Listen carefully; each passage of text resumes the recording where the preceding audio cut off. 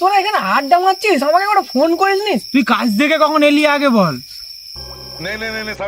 বলছি শোন না ভাই, আমি একটুখানি আসছি, 5 মিনিট, আমি এক্ষুনি চলে আসবো ভাই। হ্যাঁ ঠিক আছে ঠিক আছে। কি ব্যাপার, মালটা এই মাত্র এলো আবার এক্ষুনি চলেও গেল? হ্যাঁ ঠিকই তো বলেছিস, এত রাত্রিরে মালটা কোথায় যেতে পারে, চল তো গিয়ে দেখি। চলো।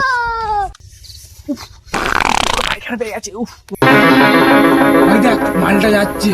হ্যাঁ জঙ্গলটা যাওয়া যায় বলতো? এই জঙ্গলটাতেই চলে যাই, যা হয় হবে, দেখা যাবে। মালটার মনে হচ্ছে পায়খানা পেয়ে গেছে। চ আজকে ওকে ভূতের ভয় দেখাবো। হ্যাঁ,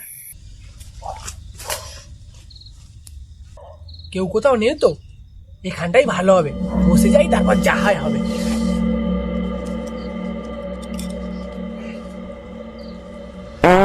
কি আরাম। আরে কি যেন নড়লো? না না, ও কিছু নয়। আবার কি যেন নড়লো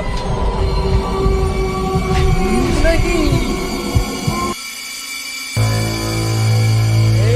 এই কারা রে? এ কারা? এ কে বেরোচ্ছিস রে? হাঁক দে, এসে ভূতের কপড়ে পড়ে গেছি, পালা।